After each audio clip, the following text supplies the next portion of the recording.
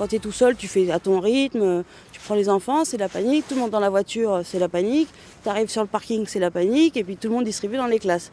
Et les enfants, ils passent de la maison paniquée à la classe devant tout le groupe, à pas trop savoir comment faire, et même être gêné. Je sais que moi, chez mes enfants, ça leur a fait beaucoup de bien, le fait de prendre un bon bol d'air avant d'aller à l'école. Mon aîné, ça l'a ouvert, donc il se défoule un petit peu et il arrive moins énervé peut-être dans la classe en fait. Le pédibus, c'est un bus à pied, comme le nom le dit. Donc on encadre les enfants, on les emmène et on les emmène à l'école le matin. C'est plusieurs familles qui se mettent d'accord, qui s'arrangent. Enfin, on nous a aidés un peu à se mettre d'accord au départ. Et puis en fait, chacun à son tour accompagne ses enfants et les enfants des autres. L'information, il y a eu du démarchage à l'école en fait. Donc au début d'année, on s'inscrit, il y avait un stand qui explique les pédibus, les trajets, la carte avec le plan, les arrêts. Au départ, on a du mal à faire confiance aux pédibus. Moi, je sais que j'ai eu du mal à y venir en fait. C'est un peu par la force majeure ou embêté sous la neige, la situation extrême où j'ai fait appel aux pédibus en fait. Et c'est vraiment dommage d'avoir attendu tant de temps que ça. On a une voisine encore qui a du mal à faire le trajet parce qu'elle nous passe pas encore toute la confiance, mais une fois par semaine, elle se joint à nous pour faire le pédibus. Et donc ça a créé des liens c'est vachement appréciable en fait. Surtout dans ton quartier, c'est avec les voisins. On a commencé à s'arranger avec plusieurs voisines, les mêmes à qui on confie nos enfants dans le pédibus. On prend les enfants et on mutualise les trajets en fait pour telle activité ou telle autre activité. La MOPI, Maison de la mobilité du Pilat, est née du besoin de créer un outil novateur pour organiser les solutions de mobilité à l'échelle d'un territoire rural. Créée conjointement par l'association citoyenne Pilatitude et le parc naturel régional du Pilat, elle invite les habitants du parc, les entreprises et les collectivités à se déplacer autrement.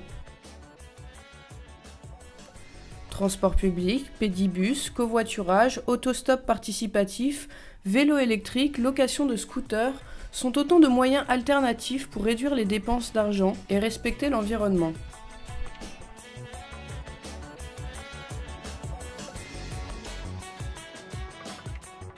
Ça fait 3 ans qu'il y a un service de mobilité sur le territoire du parc du Pilat. Nous, on ne transporte personne. On n'a pas du tout de transport direct. On fait vraiment que de la mise en relation. On a tout de suite mis des moyens humains en fait très importants. On travaille avec l'équipe du parc et avec une association. Donc on a toute une équipe de bénévoles qui ont été vraiment, qui sont présents et qui sont force de proposition, qui interviennent sur des animations, des opérations coup de poing. On s'est attaqué un peu à tous les champs au niveau de la mobilité, c'est-à-dire à la fois différents modes de transport, le covoiturage, la marche à pied, le vélo, l'information sur les lignes de bus, l'information sur les taxis. Donc on fait surtout beaucoup d'informations et au niveau de tous les publics, en fait, que ce soit les enfants, les actifs, les personnes âgées, les personnes en insertion. Il y a 60% des personnes qui vivent sur le territoire qui travaillent à l'extérieur, en fait. C'est un petit territoire entre deux vallées. Du coup, on a un service effectivement qu'on porte plus que les autres, c'est le service de covoiturage qui vient en complément de tout le reste. Donc on fait beaucoup d'informations au niveau du covoiturage. Donc avec du tractage, mais aussi on est présent sur les marchés. Et là, on passe du temps à parler à une personne, à 2 personnes, à 3 personnes. C'est du temps, effectivement, on n'a pas beaucoup de personnes, mais c'est des échanges importants qui prennent du temps. Mais le bouche à oreille, c'est du bouche à oreille après qui fonctionne. Et il y a des parkings covoiturage, il y en a à peu près une dizaine sur le territoire. Petit à petit, on voit que le nombre de voitures augmente. Voilà. C'est un service en constante augmentation. Effectivement, souvent, il n'y a pas beaucoup de choix, mais il y a toujours une possibilité. C'est ça qui est intéressant. C'est qu'on a l'impression qu'il n'y a pas grand-chose à part la voiture, mais si, il y a quand même, notamment, il y a toujours une possibilité d'aller dans la commune principale, en fait, avec un départ le matin et un retour le soir. En fait, le territoire est maillé, comme tous les territoires, d'arrêts de bus. Il y a des arrêts de bus partout sur le territoire du Pilat, comme sur tous les territoires, avec le transport scolaire. Sachant que le transport scolaire, maintenant, est quand même ouvert au public, pareil, ça c'est peu, mais les lignes sont ouvertes au public. Donc là, l'idée, ce serait que les arrêts de bus puissent aussi être des arrêts d'autostop. On prête aussi, là on ne loue pas, mais on prête des vélos à assistance électrique, grâce à l'association Pilatitude avec laquelle on travaille. J'ai eu l'occasion de rencontrer Rachel de la Maison de la Mobilité sur une fête d'association. Et donc, je lui ai posé des questions par rapport au vélo électrique parce que je connaissais une personne qui en avait un. Mais bon, en acheter un, c'est quand même, ça a un coût. En acheter un comme ça sans l'avoir essayé, ça me posait quand même un petit problème. Donc, comme la Maison de la Mobilité prêtait des vélos électriques, du coup, j'en ai emprunté un une journée et c'est vrai que j'ai été conquise. Quand je vais faire mes courses, chercher le pain à Pélussin, je le prends. Depuis que je l'ai, je suis allée plusieurs fois chez mes parents qui habitent au-dessus de Pélussin, dans la montagne. J'ai pris le vélo. Et honnêtement, j'arrive, je ne suis pas fatiguée, je ne suis pas écarlate. Mon plein de voiture, il me fait une semaine de plus. Donc c'est déjà quelque chose. Sans voiture ou sans scooter ou sans covoiturage, c'est pas possible de se déplacer facilement, quoi. On arrive à se faire transporter avec les copains. De toute façon, on a tous commencé comme ça, étant jeunes, hein. Mais c'est vrai qu'après, la solution de facilité, c'est la voiture ou le 2 roues.